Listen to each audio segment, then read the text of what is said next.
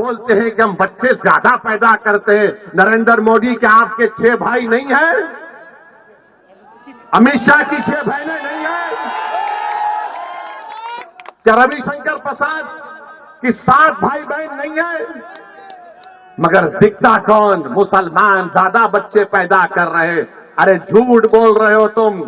तुम्हारी गवर्नमेंट का आदादोशुमार डेटा कह रहा है कि मुस्लिम हमारी बेटियों का जो फर्टिलिटी रेट है उसमें कमी आई है। मगर ये पुरानी आदत, ये बच्चे पैदा कर रहे हैं, ये बच्चे पैदा कर रहे हैं। नरेंद्र मोदी जी क्यों इतना झूठ बोलते? आदादोशुमार तो देख लो तुम्हारी। और मुसलमानों को घुसपैठी कहते हैं, घुसपैठी कहते हैं। पार्लियामेंट में 10 मरतबा 10 साल में सवालात पूछे गए, बताओ कितने घुसपैठी भारत में आए? मोदी की सरकार के पास कोई जवाब नहीं था, कोई जवाब नहीं है। 10 मरतबा पूछा गया और बोलते हैं घुसपैठी आए। अरे कहां से आ रहे घुसपैठी? अरे घुसपैठी आ रहे तो मोदी तुम क्या चाय पीकर सो रहे थे? रोकना था उनको। नरेंद्र मोदी जी सुनो, घुसपैठी कहां पर है मैं तुमको बताता हूं। लद्दाख में 2000 स्क्वायर किलोमीटर पर चाइना की फौज भारत की जमीन पर कब्जा करके बैठी है। अरे मोदी तुम में दम है तो बोलो चाइना के खिलाफ। तुम कमजोरों को बदनाम करते हो, मुसलमानों को घुसपैठी कहते हो। अरे मोदी अगर ताकत है तो बोलो चीन कब्जा करके बैठा है। नहीं बोलेंगे चीन के खिलाफ, चाइना के खिलाफ बोलेंगे तो इनके पेट में दर्द शुरू हो जाएगा। मगर एक भारत का प्रधानमंत्री रहकर सबसे बड़ी अक़लियत को रुसवा करने के लिए इस तरह का भाषण देते हैं।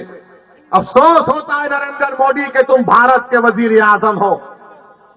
किस तरह की वाहियात बात आपने की। अरे तुम्हारा झगड़ा किसी पार्टी से झगड़ा करो, मुखालिफत करो, मगर तुम भारत के वजीर आजम हो जिसमें 17 करोड़ मुसलमान हैं। इस तरह हमको जलील और रुसवा करेंगे कि बच्चे पैदा करते हैं।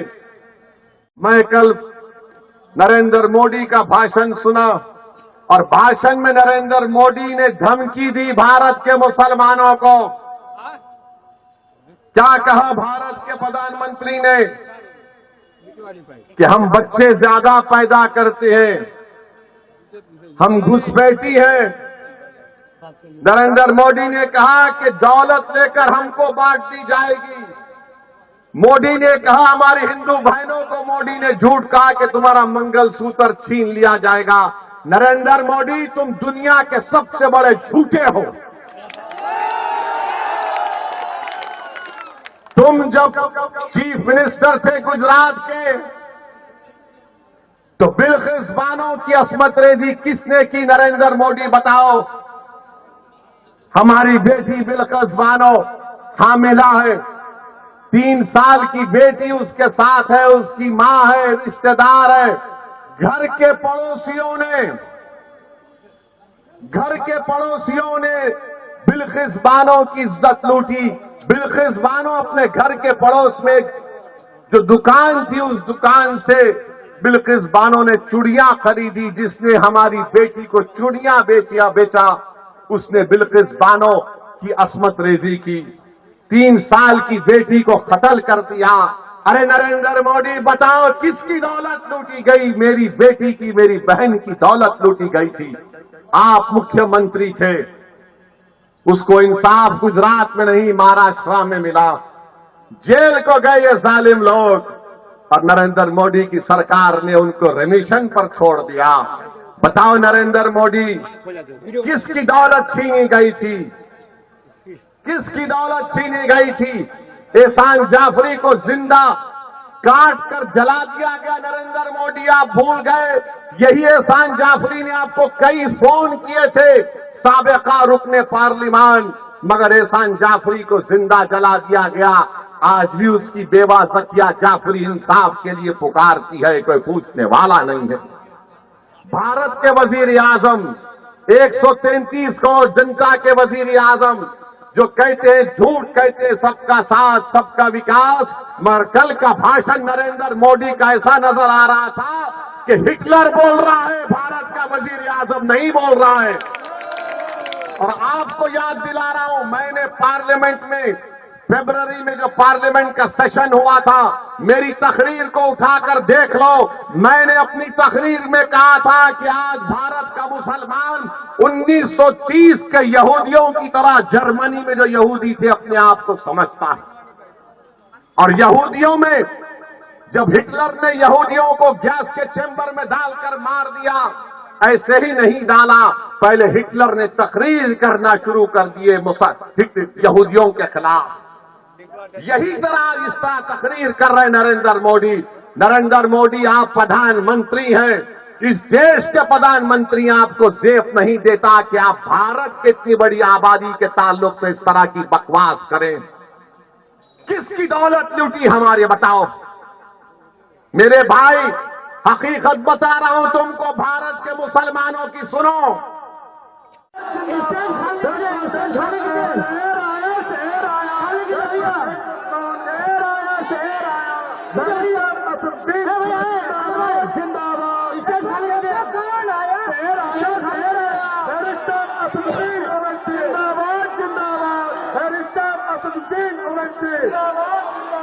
ऑल इंडिया मजलिस इत्तेहादुल मुस्लिमीन शांति। बिहार में जब हमारा भाई अख्तर ईमान गूंजता है तो बिहार असेंबली गूंजता है, मुख्यमंत्री की नींद हराम हो जाती है। और जब वोट दोगे तो हमारी नस्लें उनका गुलाम हो जाएगी। इसलिए हम डॉक्टर जावेद का निंदा करते हैं, उसके खिलाफ वोट देना पड़ेगा। दूसरी ताकत फासिस्ट ताकत है सर।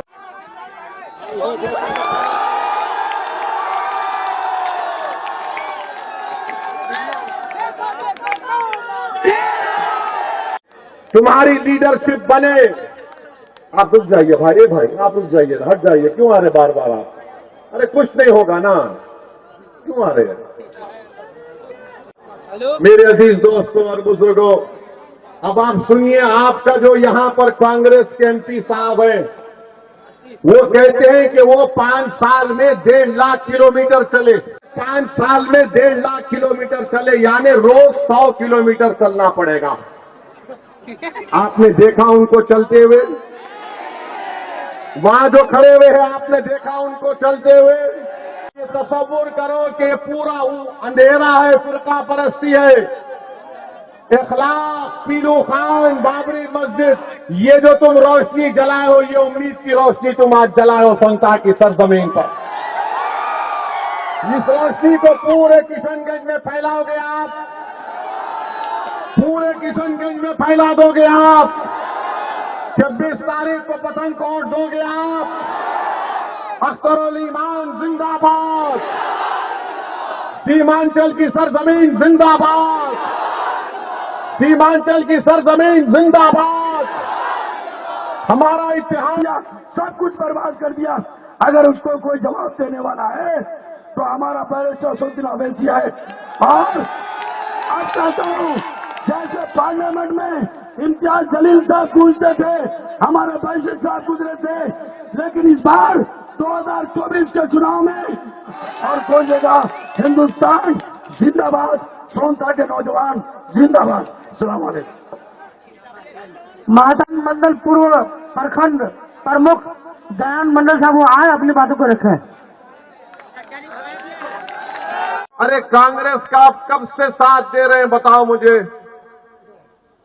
जब से मुल्क आजाद हुआ, जब से तो हम कांग्रेस का साथ दे रहे हैं। क्या मिला बताओ? अगर कांग्रेस इंसाफ करती तो क्या सच्चर कमेटी के रिपोर्ट झूठी होती? अगर कांग्रेस इंसाफ करती तो हम बाबरी मस्जिद नहीं खोते। याद रखो, जीबी पंत मुख्यमंत्री थे 1949 में, जब बाबरी मस्जिद के अंदर घुसकर उसकी बेहुरमती की गई, ताले खोले गए, तो कौन मुख्यमंत्री थे, प्रधानमंत्री थे बताओ? मेरे अजीज दोस्तों और बुजुर्गों, फसादात हुए, भागलपुर का फसाद हुआ।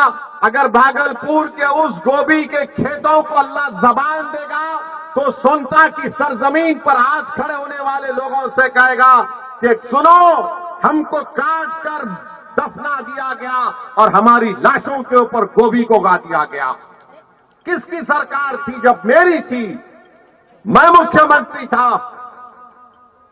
आज आपको बता रहा हूं कि आज अगर ये समझ रहे हैं कि ये अंधेरा खत्म हो जाएगा फिरका परस्ती का, नहीं मेरे भाई, ये रात बड़ी लंबी रहने वाली है। ये रात बड़ी लंबी रहने वाली है। अगर मैं तुम्हारे सामने झूठ बोलकर चला जाऊंगा तो बड़ी ही नाइंसाफी होगी। इस रात को अगर हमको खत्म करना है, इस अंधेरे में अगर उजाला करना है, एक ही चीज कर सकती है पूरे भारत में। मैं पूरे भारत के मुस्लिम अक़लियत की बात कर रहा हूं। अगर तुम इस फिरका परस्ती के अंधेरे में रोशनी चाहते हो, अगर तुम ये मुस्लिम नफरत को खत्म करना चाहते हो, अगर तुम अपनी इबादत गाहों की हिफाजत करना चाहते हो, अगर तुम सामाजिक न्याय चाहते हो, तो याद रखो कोई पार्टी नहीं करेगी। तुमको शमा जलाना पड़ेगा और वो शमा तुमको अपने खून पसीने से जलाना पड़ेगा। और इत्तेहाद की निशानी पर अगर तुम शमा जलाओगे, ये अंधेरा छटना शुरू हो जाएगा। वरना याद रखो, ये चुनाव हो जाएगा, फिर अखलाफ मारा जाएगा, फिर पीलू खान मारा जाएगा, फिर जुनैद और नसीर को जिंदा जला दिया जाएगा, फिर बुलडोजर से घर तोड़ा जाएगा, फिर कोई जुलूस में निकलकर मदरसे को जला देगा।